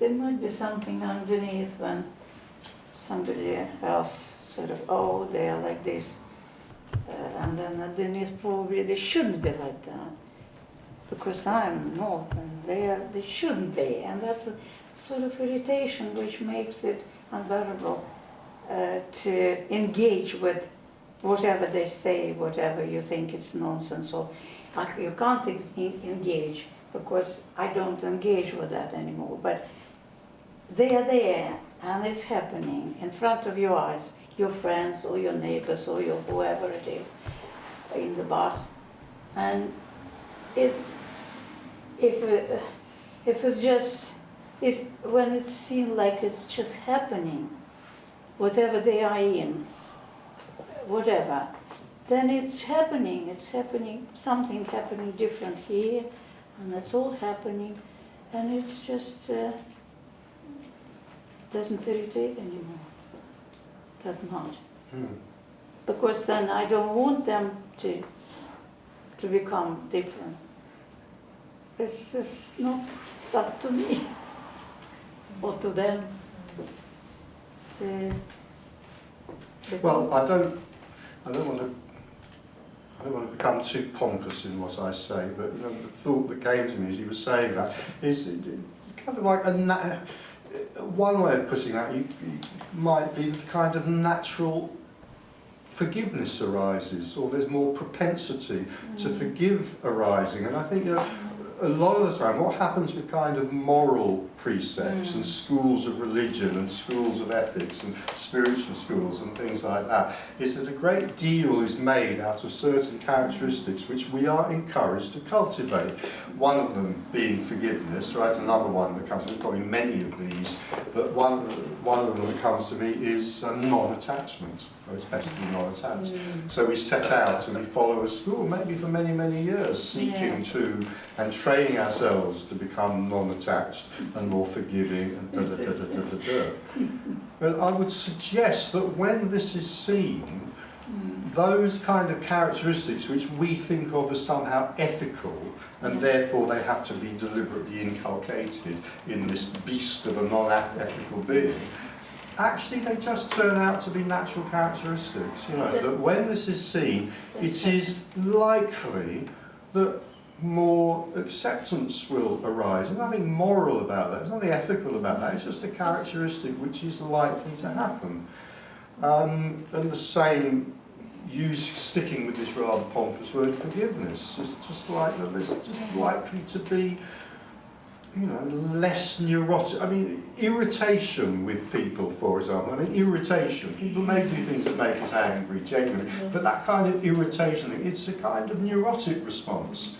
So if the neurotic energy decreases, if some of it's expunged, then there's just a kind of natural tendency to be more forgiving. I mean, to use another pompous word, more, which is, I'm saying pompous word because this comes up so much in pompous ethics and pompous morality and pompous religion, you know, to be more loving, to be more accepting, to be more forgiving. All of those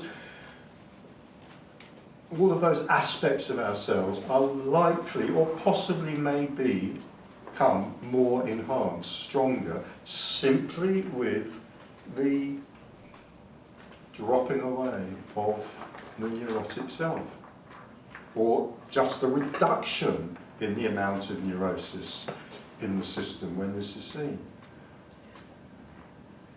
Yeah, for example, somebody says to me, "Oh, I like your dress, so beautiful dress." Oh, it's rubbish actually, my dress, what does it matter? But then I just say, "Oh, you like my dress?" I said, "Oh, yes, I like your dress very much." And that is all done and forgotten. It's not difficult to kind of reflect back without any kind of, that's what they, oh, probably you will be. Yeah, that's what happens, that she likes my dress. And that's life, that's what's happening. I may be like sitting in silence, my kids are sitting in silence, but if they like my dress, that's where they are. What's wrong with it?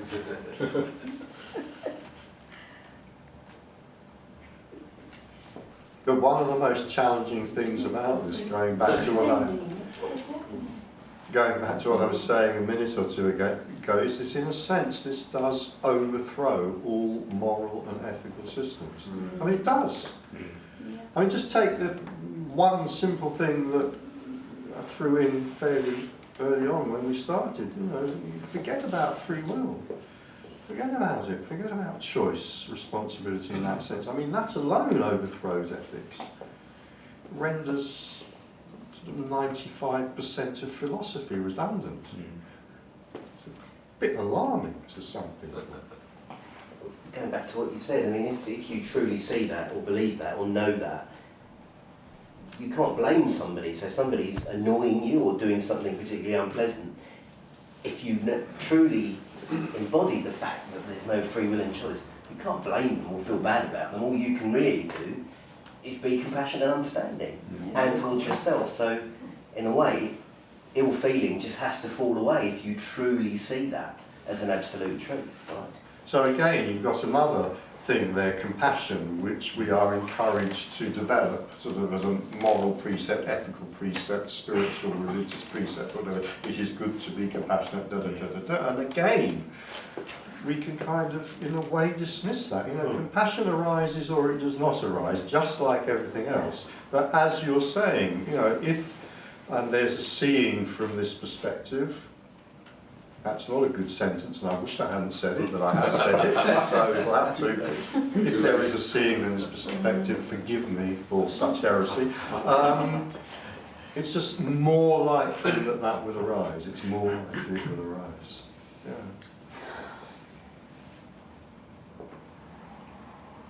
I mean, there's nothing wrong with ethical systems. There's nothing right with ethical systems. We could suggest that ethical systems are quite likely to give rise to quite a lot of mental and emotional constipation. As with everything else, they are what they are.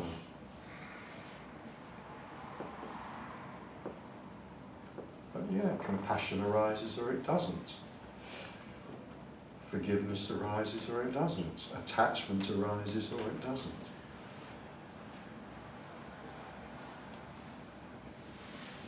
But we might notice that if forgiveness, non-attachment, and whatever the third thing there was I've forgotten, do arise, then that's likely to be more relaxing.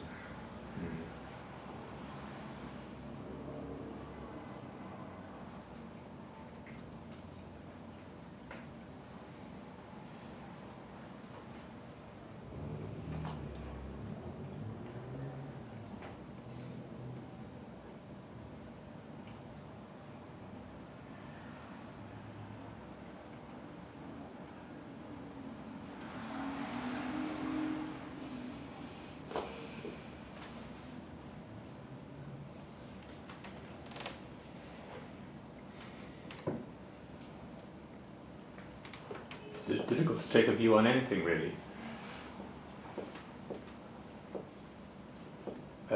In the sense of, well, obviously saying if something's right or wrong. I do find that I sort of sympathise with almost everybody, whatever's going on, and there we go. Really, and sometimes I do feel a sort of tragedy that appears to be around. Again, that's all there is to it. I can't take any view on it. My son finds this incredibly annoying. I don't have any view on anything. Really.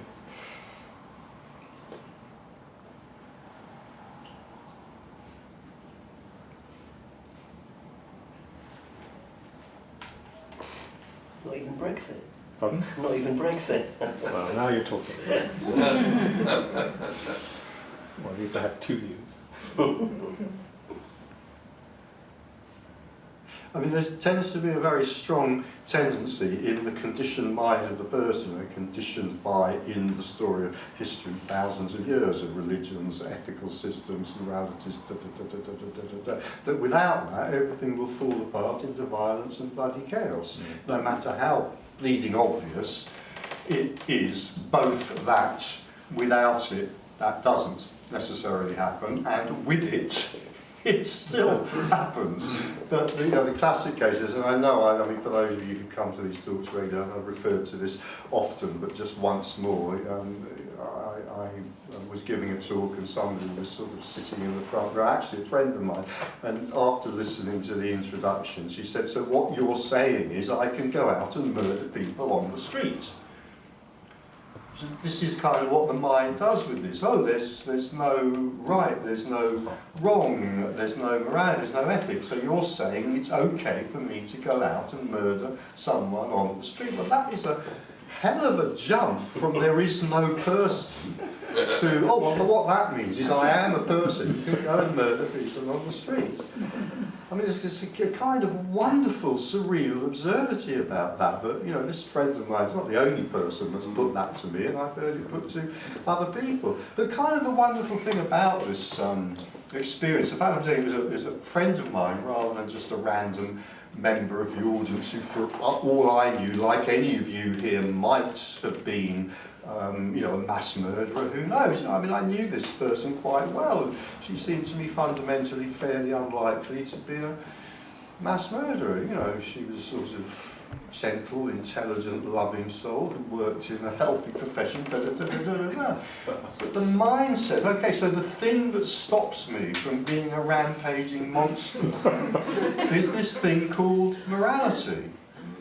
Well, that mind has been conditioned, you could say, by thousands of years of religions saying that. You know, you only behave morally because we've given you precepts to obey. It's kind of absolutely ridiculous. It's ludicrous.